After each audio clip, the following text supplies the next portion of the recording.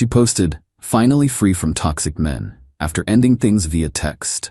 I liked the post and added, "Congratulations." Then I tagged her boss, her pastor, and her conservative parents.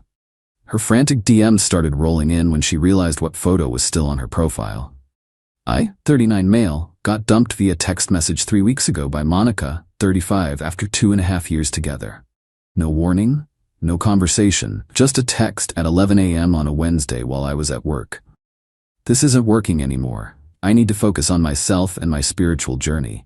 Please don't contact me. I've already blocked your number after sending this. That was it. 2.5 years, and she couldn't even have a conversation. I'd helped her through her bankruptcy, supported her when she started her wellness coaching business, even paid for her certification courses. But sure, a text was appropriate. The kicker? I found out through mutual friends that she'd been seeing someone else for 3 months. Some guy named Trevor from her Healing Circle meditation group. The same group she told me was women only when I asked to join. But I kept my mouth shut, didn't blast her on social media, didn't tell anyone except my brother. Just focused on work and tried to move on like an adult. Then yesterday happened. Monica posted this long, dramatic status on Facebook. Finally free from toxic men and their suffocating energy. No more walking on eggshells, no more dimming my light to make insecure men comfortable. The universe has shown me what real, divine masculine energy looks like, and I'm never settling for less again. Here's to new beginnings and authentic connections. Toxic masculinity, spiritual awakening, know your worth. Attached was a photo of her and Trevor at some beach, doing yoga poses. Now, I'm not typically petty, but something about being called toxic after everything I'd done just flipped a switch, so I commented, "Congratulations on your new journey." Simple, right? Except I also tagged a few people. Her boss at the insurance company where she works. Pastor Williams from the church her very conservative parents attend, where she's supposedly still a member. Her parents. Her sister Catherine, who's married to a cop and has zero tolerance for cheaters. The thing is, Monica forgot one crucial detail. Her profile picture from 2 months ago was still visible in her photos. The one from Trevor's house party where she's doing body shots off him, wearing basically nothing, with a caption about exploring tantric connections. Yeah, that photo. The one she posted when she told me she was at a women's empowerment retreat. The DMs started within minutes. Update 1. Holy crap, I didn't expect it to blow up this fast. First, let me address the people saying I went too far. She publicly called me toxic and tried to paint me as an abuser. I just helped some relevant people see her post, that's all. So Monica noticed the tags about an hour after I commented. The DMs were incredible. What did you do? Take it down now. This is harassment, I'll call the police. You vindictive piece of shit. Please, please, please delete the comment, my mom is freaking out. I didn't respond, just watched the chaos unfold. Her sister Catherine was the first to engage publicly. She commented under the yoga photo, "Interesting. Wasn't this taken when you were supposedly helping me with wedding planning? And isn't that the guy from your women-only meditation group?" Monica deleted the post, but it was too late. Screenshots were already circulating. Her mom, Diane, called me. This woman hadn't spoken to me in 2 years because Monica told her I was spiritually incompatible with their family values. "Daniel, what's this about Monica and some man? She's saying you're spreading lies?" "Mrs. Morrison, I just congratulated her on her new relationship. She's the one who posted about it. But she said she's been single since you two broke up last month." "We broke up 3 weeks ago, via text, after she'd been seeing Trevor for 3 months. Silence. Then, that little, "Thank you for letting me know, Daniel." The best part? Monica's boss, Janet, saw the tagged post during lunch. Janet is a 58-year-old former Marine who runs the insurance office like a military operation. She has opinions about professionalism and social media conduct. Monica tried to call in sick today. Janet told her she needed to come in for a discussion about professional boundaries and social media policies. But wait, it gets better. Pastor Williams doesn't do social media, but his wife Helen does. She saw the tag, looked at Monica's profile, found the body shots photo, and apparently printed it out. Printed it out. According to Catherine, who's been feeding me updates because she's pissed about being lied to, their parents got called into a meeting with church leadership about Monica's concerning online presence and whether she should still be teaching Sunday school. Monica's now scrambling, trying to do damage control. She posted a new status about how toxic exes will try to sabotage your growth and how I'm weaponizing her spirituality against her. Trevor commented, "Stay strong, goddess. Weak men can't handle divine feminine power." I responded, "Trevor, didn't you tell your wife the same thing? How's the divorce going?" "Yeah, I did my research. Dude's still married." Monica deleted that post too. Update 2. The entitlement has reached astronomical levels. Monica showed up at my apartment yesterday at 7 a.m., not to apologize, oh no, to demand that I fix this situation. She was in full victim mode, designer sunglasses, workout clothes that cost more than my monthly grocery bill, holding a green juice that probably cost $18. "You've ruined my life," she screeched. "I commented on your post, that's all. You knew what would happen. My parents are threatening to cut me off. The church wants me to attend purity counseling." "Purity counseling, Daniel? Sounds like a you problem." She literally stomped her foot. A 35-year-old woman stomped her foot like a toddler. "You have to tell them it's all a misunderstanding. Tell them Trevor and I are just friends. Tell them you edited that photo." "The photo you posted? From 2 months ago, when we were still together?" Her face went red. That's not the point. The point is you're destroying my reputation out of jealousy." "Monica, you called me toxic, publicly, after cheating on me for months. I never said your name. No one would have known it was about you. The woman who posted couple photos of us for 2 years thinks no one would know her toxic ex post was about me. The delusion. Fix this, or I'll sue you for defamation," she threatened. "Good luck with that. I'd love to show a judge the timeline of your posts and when you started screwing Trevor." She threw her $18 juice at my door and stormed off. My neighbor, Mrs. Chen, 82 years old, zero filter, was watching from her doorway. "That the cheater?" she asked. "Yeah." "Good riddance. She seemed high maintenance anyway." Later that day I got a call from Trevor. "Trevor, bro, we need to talk. We really don't. Look, what happened between Monica and me is between us. You dragging my wife into this is messed up." "I didn't contact your wife, Trevor. Your public profile did that." "You commented about my divorce. Public information. Your wife filed 2 months ago. Adultery, right?" He hung up, but the peak entitlement came from Monica's mom, Diane. She called demanding I attend a family meeting to resolve this situation properly. "Daniel, you're being unnecessarily vindictive. Monica made a mistake, but airing family business publicly is unacceptable." "With all due respect, Mrs. Morrison, Monica aired it publicly first. I just made sure the right people saw it. You've humiliated our entire family. What will people at church think?" "Maybe they'll think you raised a cheater who lies to everyone," she gasped. "How dare you?" "How dare I what? Tell the truth. We welcomed you into our home. And then told me I wasn't good enough for your daughter when she started her spiritual journey. Remember that?" Silence. "This conversation is over, Daniel. But this isn't. We'll be pursuing legal action." "Cool. My lawyer would love to see Monica's text calling me toxic after committing adultery. Very Christian of her." She hung up. Update 3. The consequences are rolling in, and Monica's response has been to double, triple, and quadruple down on crazy. First, the job situation. Janet called Monica in for that meeting. According to a coworker who reached out to me, we'd met at a company party. It didn't go well. Monica apparently tried to claim I was cyber-stalking her and that she needed time off for her mental health. Janet pulled up Monica's social media on the conference room screen and went through post by post. The body shots, the toxic men post, the various thirst traps she'd posted during work hours, the time she'd called in sick but posted beach photos. Monica got a final warning. Any more social media drama involving the company and she's gone. She also got her social media privileges revoked at work. They blocked everything on her computer. The church situation imploded even worse. Pastor William's wife, Helen, turned into a one-woman investigation unit. She found everything.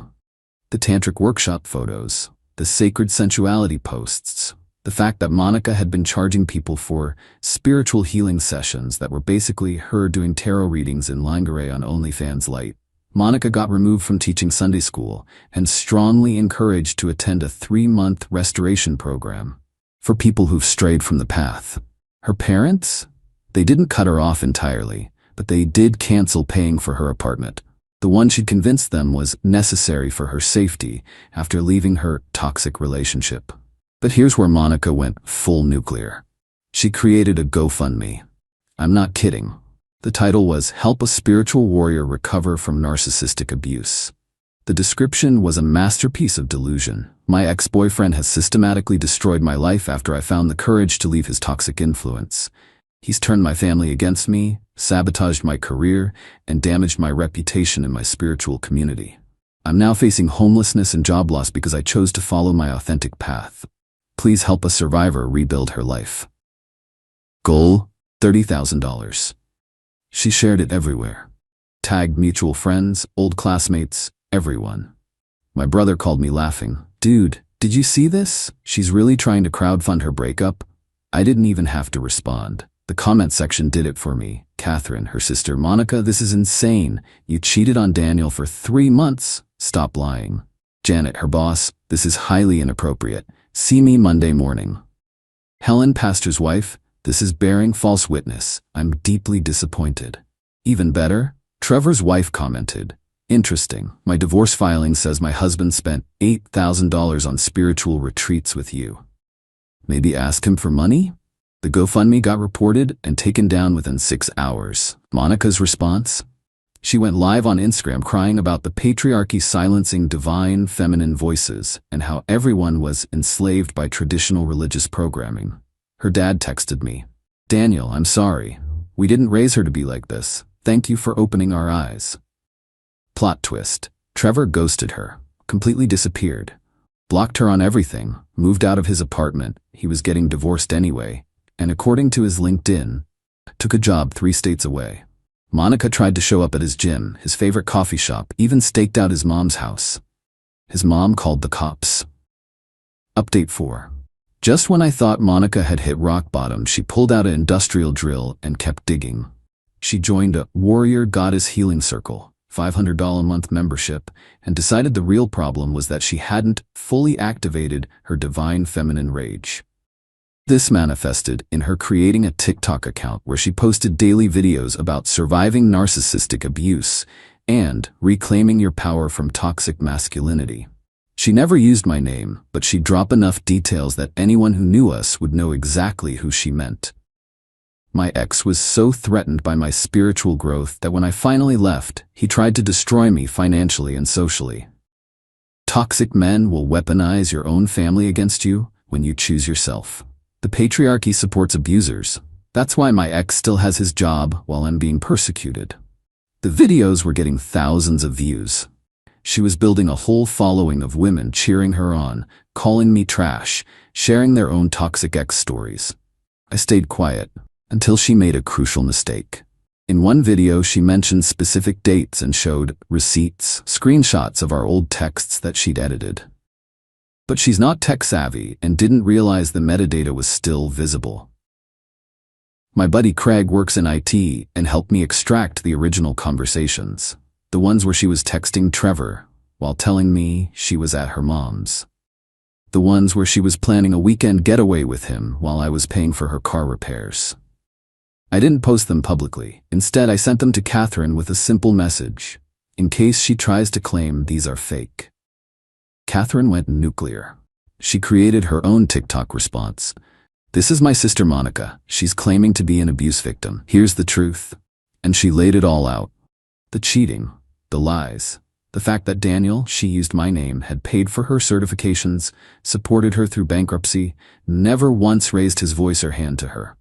She ended with, stop believing every woman who cries abuse. Some of them are just mad they got caught. The video got 2 million views in 48 hours. Monica tried to get it taken down for harassment, but Catherine had receipts for everything. Screenshots, timelines, even a recording of Monica laughing about how clueless I was about Trevor. The Warrior Goddess Healing Circle kicked Monica out for bringing negative energy to the sacred space. Her new TikTok followers turned on her fast. The comments went from "Yes, Queen" to "You're the toxic one" overnight. But Monica still wouldn't stop. She showed up at my work, with printed screenshots of my harassment, my single Facebook comment, and the Trevor divorce reply. She marched up to reception and demanded to speak to my manager about my cyber terrorism. Thank God I work in IT, and my boss Marcus is the most chill dude ever. He looked at her and said, "Ma'am, commenting on a public post isn't harassment. However, you showing up at his workplace is. Security?" She got escorted out screaming about lawsuits and knowing her rights. Then came the letters from a lawyer. Not a real lawyer, some guy she found on Craigslist who said he was a legal consultant. He sent this terribly written cease and desist that included gems like, "My client has suffered egregious emotional damages to the sum of precisely $50,000. You must immediately cease all defamatory actions, including but not limited to existing. Failure to comply will result in legal ramifications of the highest order of magnitude." My actual lawyer friend looked at it and said, "This might be the dumbest thing I've ever read. Frame it." So I did. Update 5. Monica's final meltdown was spectacular. Unable to accept that her narrative wasn't working, she decided the problem was that she hadn't gone big enough. She planned a healing ceremony in the park, where we'd had our first date, invited all her remaining followers, about 12 people, and live-streamed it. The ceremony involved burning sage, chanting about releasing toxic energy, and, I kid you not, burning printed photos of me while reading poetry about reclaiming her power. 2 problems. 1. You need a permit for public gatherings and open flames in the park. 2. One of the photos she burned was actually of me and my cousin, who's a sheriff's deputy. My cousin Derek saw the live stream, Catherine sent it to everyone, and decided to stop by the park, on patrol. Monica was in the middle of a dramatic speech about Phoenix rising from patriarchal ashes when Derek showed up. "Ma'am, do you have a permit for this? This is a spiritual ceremony. You can't oppress my religious freedom." "Ma'am, you're burning things in a public park without a permit. That's illegal. This is harassment. You're probably friends with my ex." Derek, completely deadpan, "Ma'am, I'm his cousin, and you just burned my photo." The livestream chat went wild. Monica tried to run, tripped over her own ceremony supplies, and fell into the fountain. Derek didn't arrest her, just gave her a citation for the unpermitted fire and told her to clean up her mess. The whole thing was still streaming. Someone made it into a meme. When your healing ceremony gets healed by karma, with Monica falling into the fountain. It went viral on Twitter. The next day, I got a text from an unknown number. "This is Monica's mother. We're getting her professional help. She's agreed to enter a 30-day program for emotional regulation and personality disorders. I apologize for everything she's put you through. You were a good man to her, and we should have seen the truth sooner." Then, surprisingly, a week later, I got an actual letter from Monica. From the treatment facility. It wasn't an apology exactly, more like bargaining. "Daniel, I realize things got out of hand. I'm working on myself now. When I get out, maybe we could talk about starting fresh. I understand if you need time, but what we had was special before outside influences corrupted it. Trevor meant nothing. You're my soulmate." I didn't respond. Final update. Monica got out of treatment 2 weeks ago. From what I hear through the grapevine, she's living with her parents, working part-time at her uncle's accounting firm. Janet fired her after the workplace incident and is banned from all social media as part of her recovery plan. Catherine told me Monica asked about me once. "How's Daniel? Does he ever ask about me?" "No," Catherine said. "He's dating someone new." Which is true. I met Amy at the gym. She's a veterinarian, loves hiking, has never once used the phrase divine feminine energy, and thinks the whole Monica saga is hilarious. "Wait, she burned your photos in public?" Amy laughed so hard she snorted. "And it's on the internet forever?" "Yep. My cousin has it saved for every future family gathering." The funny thing is, I don't even hate Monica anymore. She gave me the gift of showing me exactly what I don't want in a partner.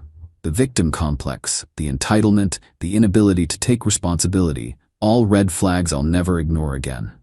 Last week, I saw Monica at the grocery store. She was with her mom, wearing normal clothes, not her usual spiritual warrior getup, and looked deflated. We made eye contact. She started walking toward me, but her mom grabbed her arm and steered her away. but not before I heard, "Monica, no, that's part of your agreement, no contact." "But Mom, I just want to." "No, you've done enough damage."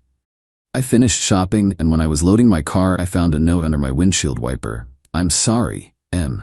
I threw it away and drove home to Amy, who was making dinner and dancing badly to 80s music in my kitchen. "How was shopping?" she asked. "Got everything on the list." "My hero." "Oh, your mom called. She wants to know if we're coming to Easter dinner." "Yeah, we'll be there." Normal, drama-free. Exactly what I wanted. Looking back, that one Facebook comment started an avalanche I couldn't have predicted. But here's the thing. I didn't create Monica's problems. I just made sure the people she was lying to could see the truth. She built her house of cards on toxic man narrative while cheating, lying, and manipulating everyone around her. All I did was open a window and let the wind in. To everyone saying I went too far, she tried to destroy my reputation to cover her own cheating. She called me toxic and painted herself as a victim while she was sleeping with a married man. She tried to get me fired, sued, and socially destroyed. All I did was tag some people in her own post, play stupid games, win stupid prizes. And Monica? If you're reading this somehow, Trevor's wife just had their baby. Yeah, she was pregnant when you were doing tantric workshops with her husband. Hope your spiritual journey was worth it. Peace out, Reddit. I'm going hiking with my girlfriend who doesn't think trees have chakras. Edit. To everyone asking, yes, the fountain video is still online. No, I won't link it. But if you search spiritual ceremony fountain karma, it's the first result. You're welcome. She posted, "Finally got him to sign that prenup. He doesn't know I changed the pages while he was signing, LOL."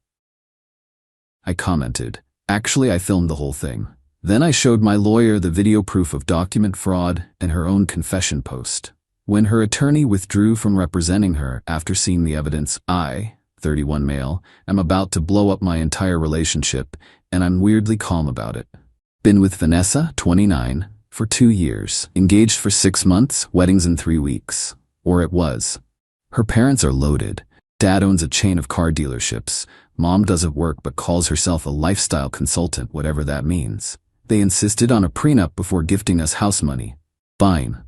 Makes sense. I'm in HVAC sales, decent money but nothing crazy. I've got maybe 40 cash saved, my truck, and a solid 401k. She's a dental hygienist making around 65k. The prenup meeting was last Tuesday at their house. Her dad Douglas presided like some kind of king. 8 pages. Pretty standard stuff. Keep premarital assets separate, split marital assets 50-50, no alimony unless we hit 10 years. Here's the thing about me. I'm paranoid. Always have been. So when we sat down to sign, I propped my phone up on their bookshelf behind me, pretended I was charging it, actually recording the whole thing. Went through page by page. I initialed each one, signed the last page. Vanessa did the same. Around page 4, she suddenly goes, "Oh shoot, I need water," and grabs the whole stack. Comes back 90 seconds later, continues signing. Didn't think much of it at the time. This morning I'm scrolling Instagram before work. See Vanessa posted to her close friend's story. I'm on it, obviously. Photo of her holding the prenup. Huge grin. Caption, "Finally got him to sign that prenup. He doesn't know I changed the pages while he was signing, LOL." Daddy's lawyer is gonna die when he sees what actually got signed. My man just agreed to give me 70% of everything plus $8,000 monthly alimony if we ever split, and he has no idea. Comments from her friends all laughing and celebrating. Her cousin, "Yas, get that bag, sis." Sat there for a solid minute, just staring. Then I pulled up the video from Tuesday. Watched it. Sure enough, when she took that water break, the pages she brought back weren't the same ones. The print quality was slightly different. Page numbers were in a different position. She'd swapped the whole document, screenshot everything, downloaded the video to 3 different places.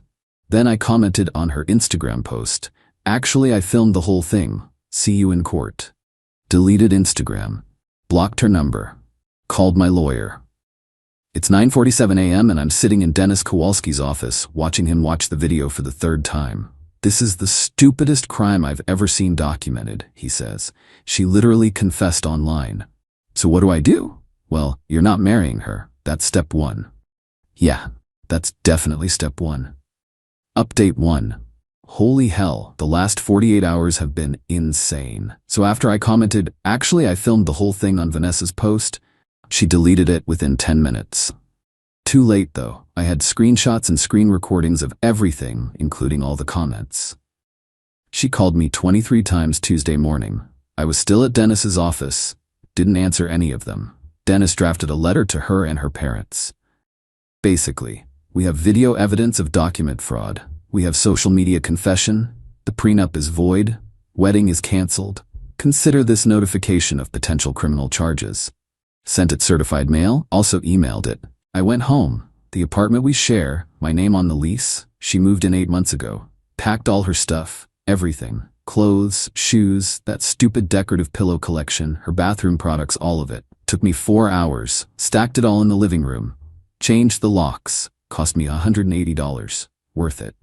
Around 6 p.m. Tuesday, heard someone trying to unlock the door. Key didn't work, obviously. Pounding started. Derek, open this door right now. Checked the camera I'd set up, yeah. Installed one of those ring things right after changing locks. Vanessa, her mom Patricia, and her sister Allison. All looking furious. I opened the door with the chain on. Your stuff's right here, I said, gesturing to the boxes. You've got 1 hour to get it out. Derek, baby, we need to talk about this. Vanessa's voice all sweet suddenly. It was just a joke. A joke? You committed fraud and bragged about it online. The prenup is still valid, Patricia cut in. You signed it. I signed a document. She swapped it for a different one. I have video proof. My lawyer has everything. Allison pushed forward.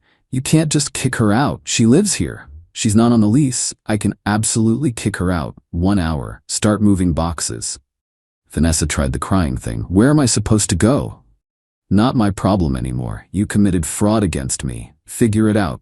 Patricia's face went full red. Do you know who we are? My husband will destroy you. Your husband's car dealerships can't undo a video recording of your daughter committing a felony. 1 hour. Slammed the door. Watched on the camera as they loaded boxes into Patricia's Escalade. Took them 3 trips. Lots of angry muttering. Vanessa crying. Allison calling me names under her breath. They left at 7:14 p.m. Got a text from a number I didn't know around 9 p.m. This is Douglas Ashworth. You've made a serious mistake. Call me immediately to discuss resolving this. Replied, discuss with my attorney, Dennis Kowalski at Kowalski & Associates. 3 minutes later, you smug little punk, you have no idea what you've started. Screenshot. Sent to Dennis. Wednesday morning, Vanessa's calling from different numbers. Finally answered one. Derek, please. We're supposed to get married in 3 weeks. What am I supposed to tell people? Tell them you committed fraud and got caught. It wasn't fraud, I was just protecting myself. By switching legal documents and lying about it. My dad's lawyer said it was fine to make adjustments. That stopped me. Wait, your dad's lawyer knew? Silence. Vanessa, did your father's lawyer tell you to swap those documents? He said prenups are always negotiable and that it's okay to commit fraud? Cool, Dennis is gonna love this. Derek, don't you dare. Hung up. Called Dennis. He literally laughed when I told him. If her father's attorney advised her to commit fraud, he's potentially facing ethics violations and possibly criminal conspiracy. This gets better and better. Wednesday afternoon, Dennis gets a call from some lawyer named Gerald Patterson representing Vanessa. Wants to discuss the misunderstanding. Dennis sends him everything. Video, screenshots, timeline. Thursday morning, Patterson withdraws as her attorney. Just completely drops her. Dennis says he probably saw the evidence and realized it's indefensible. Meanwhile, Vanessa's going nuclear on social media. Posts this long thing on Facebook about how I'm an abusive narcissist who kicked her out without warning and how she's devastated. Comments are rolling in with support until someone, pretty sure it's my sister Katie, comments, weird how you're leaving out the part where you committed fraud and posted about it online. Half the comments turn into people asking WTF she's talking about. Vanessa deletes the whole post. Thursday night, my doorbell rings at 11 p.m. Camera shows Douglas Ashworth, looking absolutely furious. Don't open the door, just talk through the ring. Mr. Ashworth, leave or I'm calling the police. You think you can threaten my family and get away with it? I didn't threaten anyone. Your daughter committed fraud. I have proof. That's not a threat, it's a fact. That prenup is legally binding. No, it's evidence of a crime. Big difference. I will bury you in legal fees. You can't afford to fight me. I can afford to send a video to the police. That's free. He stood there for a solid 30 seconds just staring at the camera, then left. Friday morning, Dennis calls. Derek, I've been thinking about this. We should file criminal charges. This isn't just about you. Fraud is fraud. You think it'll go anywhere? With this evidence? Absolutely. Video proof, written confession, multiple witnesses to the aftermath. It's a prosecutor's dream. Let's do it.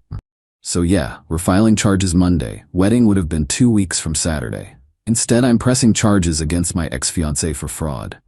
My mom's response when I told her I never liked how she treated servers at restaurants anyway. Thanks, Mom. Update 2, week from hell. Buckle up. Filed criminal charges Monday morning.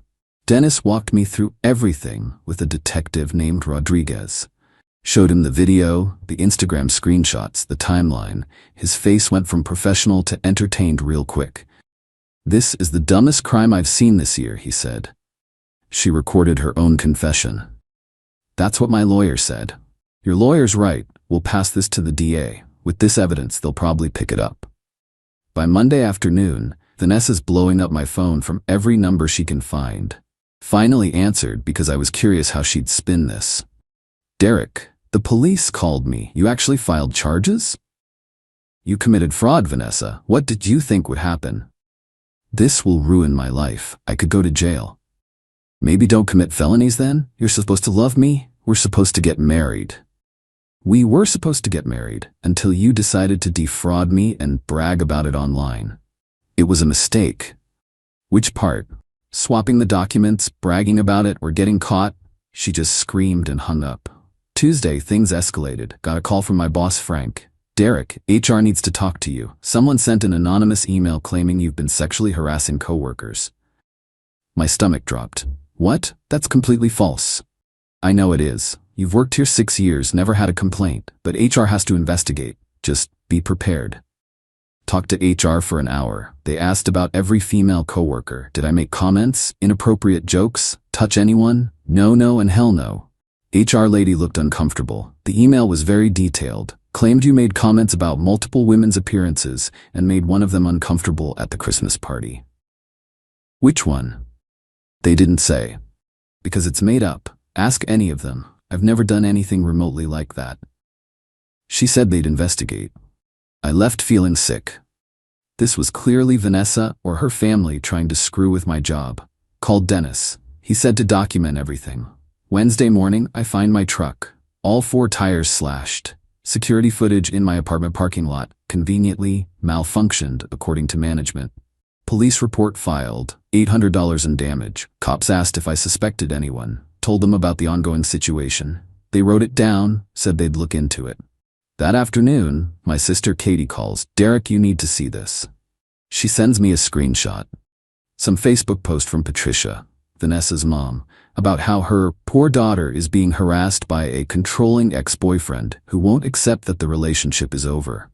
Comments full of sympathy until someone asks for details, and Patricia says I'm stalking Vanessa and making false accusations to ruin her reputation. Katie commented, weird that you're leaving out the part where she committed document fraud and admitted it on social media. Patricia's response, my daughter made a harmless joke online, and this monster is using it to destroy her. He's filed false criminal charges. We're exploring legal action against him for defamation. The audacity. Thursday, Dennis calls. The DA's office picked up the case. Vanessa's being charged with forgery and fraud. They want you to come in next week for formal statement. That was fast. Video evidence does that. Also, I got a call from a lawyer named Rita Castellano who's apparently representing Vanessa now. What'd she say? Asked if we'd consider dropping charges in exchange for Vanessa paying for the wedding cancellation costs. I actually laughed. Are they serious? Apparently. I told her that's not how criminal charges work. Once the DA has it, it's out of our hands anyway. She seemed frustrated. Friday afternoon, someone rings my doorbell. Check the camera. It's Allison, Vanessa's sister, and 2 women I don't recognize. Don't open the door. Derek, Allison yells at the camera. We know you're in there. Stop being a coward and talk to us. Leave or I'm calling the police. Vanessa is destroyed. You've ruined her life over a mistake. She committed fraud. That's not a mistake, it's a crime. One of the other women yells. You're a pathetic excuse for a man. She dodged a bullet. Pretty sure I dodged the bullet when I caught her committing fraud. You can leave now. We're not leaving until you drop the charges. Called the police. They showed up in about 15 minutes. The women were still outside yelling when the cops arrived. I showed the officers everything through the ring. Them refusing to leave, the yelling, everything. Cops told them to leave. Allison argued. Cop said she could leave or get cited for trespassing. They left. Saturday, my mom calls. Derek, honey, Vanessa's mother came to our house. What? When? This morning. Your father and I were having coffee and she just showed up, started crying on our doorstep about how you're ruining Vanessa's life. What'd you say? Your father told her that her daughter committed fraud and we have video proof. She called him a liar. I told her she needs to leave.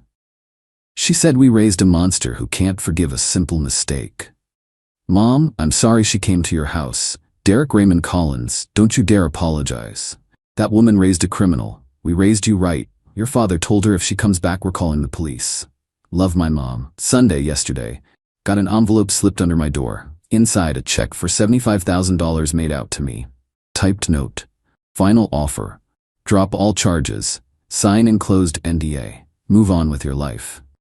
The NDA was insane. Couldn't talk about Vanessa, couldn't discuss the prenup, couldn't mention the charges, basically couldn't acknowledge she existed. Took a photo. Sent to Dennis. His response, "Lol, no, frame this." Wrote declined. Fraud is fraud across the check. Mailed it back to Douglas's dealership. This morning Dennis calls. Vanessa's lawyer withdrew. Rita Castellano? Yep, just got the notice. No explanation, but I'm guessing she realized there's no defending this. That's 2 lawyers now. 2 lawyers who saw the evidence and ran. Vanessa's gonna have a hard time finding anyone willing to take this case.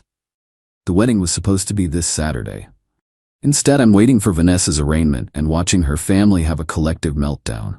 My parents offered to take me to dinner Saturday night, said we should celebrate my lucky escape. Dad's words. Son, some people think rules don't apply to them. Your job is to prove them wrong. Planning to do exactly that. Final update. 2 months since the prenup disaster. Time to close this out. Vanessa's arraignment happened 3 weeks ago. She showed up with lawyer number 3, some expensive criminal defense attorney her dad probably paid a fortune for. Pleaded not guilty. Her lawyer tried to argue that the Instagram post was clearly a joke and that the video doesn't conclusively show document substitution. The prosecutor literally played the video in court. You can clearly see her take the pages, come back with different ones. The print quality is different.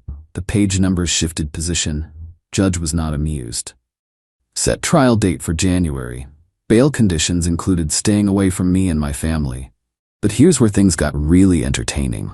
2 days after arraignment, I get a call from a number I don't recognize. Let it go to voicemail. Messages from a woman named Brianna. Hey, Derek? This is Brianna Chen. I dated Douglas Ashworth's business partner Trevor like 5 years ago. Just heard about what happened with Vanessa. You should know this isn't the first time. Call me back. I called Dennis first. He said to meet her in public, record everything. Met Brianna at a Starbucks. She's about 35, works in pharmaceutical sales. Started talking immediately. Vanessa did this before. About 4 years ago, she was engaged to this guy Michael. Nice guy, worked in IT. They were together maybe 2 years. What happened? Michael found out she'd been moving money from their joint account, like $20,000 over 6 months, little amounts at a time. When he confronted her, she broke down crying, said she was saving it for them, but it was in an account he didn't know about, in her name only. Did he press charges? He wanted to, but Douglas paid him off. Gave him the $20,000 back plus another $30,000 to sign an NDA and go away quietly. My ex told me about it after a few drinks one night. Why are you telling me this? Because Vanessa called me last week. We're not even friends anymore, but she was crying about how you're ruining her life and she doesn't deserve this and how she barely did anything wrong. And I realized she hasn't learned. She still thinks she's the victim. Recorded the whole conversation. Sent it to Dennis and the prosecutor. The prosecutor apparently loved it. Showed pattern of behavior. Next development. HR investigation at work wrapped up. Interviewed every single female coworker I've ever worked with. Every single one. All said I've been nothing but professional. One of them, Lisa, actually said, "Derek? The guy who still calls his mom every Sunday?" Yeah, no. HR formally dismissed the complaint. Anonymous emailer never came forward with actual details because there weren't any. My boss took me to lunch, apologized for the hassle. Week after that, Vanessa's third lawyer withdrew. Same reason as the others. Saw the evidence, realized it's unwinnable. She finally found lawyer number 4. Public defender, because apparently daddy's money ran out where he's tired of throwing it away. Here's where the entitlement really peaked. Douglas showed up at my apartment again, this time with papers. Tried to hand them to me through the Ring camera. This is a civil suit for defamation and intentional infliction of emotional distress. $200,000 in damages. Cool, I'll have my lawyer look at it. You've destroyed my daughter's life. Her career is ruined. She can't work anywhere now. She destroyed her own life when she committed fraud. I just documented it. This is harassment. Sir, you're at my apartment threatening to sue me because your daughter committed a crime against me. Who's harassing who? He left the papers on my doorstep. Dennis looked at them, laughed, said it's a desperate intimidation tactic with no merit. Truth is an absolute defense against defamation, he said. Everything you've said about her is documented fact. Last week the plea deal happened. Vanessa took it. 1 count of fraud, 18 months probation, 150 hours community service, $3,500 fine, permanent criminal record. She avoided jail, but she's now a convicted felon. Her dental hygienist license is suspended pending review. Most states don't let people with fraud convictions work in healthcare. She's probably done in that career. Found out through Katie, who's still friends with one of Vanessa's cousins, what happened after. Douglas and Patricia's country club membership was not renewed, kicked out for the scandal. Vanessa moved to her parents' vacation condo in Florida. Laying low. Allison, the sister, apparently had a huge fight with their parents, moved out, went no contact. Douglas's car dealership sales are down. The publicity wasn't great for business. Patricia deactivated all her social media after people kept commenting about raising a criminal. The civil suit against me dropped after Dennis sent them a letter threatening to countersue for abusive process and demanding attorney fees. The wedding would have been 2 months ago. Instead, Vanessa's a felon on probation and I'm living my best life. Sold the engagement ring, got $4,200 for it, used that money to pay off my truck and take my parents on a weekend trip. They deserved it after dealing with Patricia showing up at their house. My apartment feels different now, like I cleaned out something toxic, got new furniture, painted the bedroom, made it mine again. Dating? Not yet. Therapy first. Working through why I ignored red flags, why I let her move in so fast, why I didn't question things more. My therapist asked if I felt guilty about pressing charges. No, I said. If I hadn't, she'd do it to someone else, someone who might not have video proof, someone who couldn't afford a good lawyer. So you see yourself as protecting others? I see myself as holding someone accountable for committing a crime against me. Everything else is just a bonus. The Trevor story Brianna told me haunts me sometimes. That guy paid $30,000 to make the problem go away. Vanessa learned she could commit fraud and her daddy would fix it. So she tried again with me. I didn't let daddy fix it, I let the justice system handle it. Last contact with Vanessa was a letter that arrived last week. No return address, but I recognized the handwriting. Just said, "I hope you're happy now that you've destroyed everything." I wrote back, "I'm very happy, thanks for asking." Mailed it to her parents' Florida condo. Douglas's civil suit threat. Patricia showing up at my parents' house. Allison and her friends trespassing. The anonymous HR complaints. The slashed tires. All of it was designed to intimidate me into backing down. Didn't work. The video evidence was too solid. Her own confession was too clear, and I was too angry to cave. She played a stupid game and won a stupid prize. A criminal record. My parents asked if I'll ever forgive her. For what? I said. She's never apologized. She still thinks she's the victim. You can't forgive someone who doesn't think they did anything wrong. So that's it. Wedding canceled 3 weeks out because my fiancée committed fraud. She's now a convicted felon. I'm single, in therapy, and planning a vacation to Colorado next month. The house money her parents were going to give us probably went to lawyers. The wedding deposits? Lost. Her career? Probably over. Her reputation? Destroyed. All because she thought she could outsmart a prenup by committing fraud and bragging about it online. Some people really do think rules don't apply to them. Right up until they learn otherwise. Thanks for following this mess. Hope it reminds someone to document everything and trust their gut. And if you're ever in a situation where someone asks you to sign something important, record it. You never know when you'll need proof.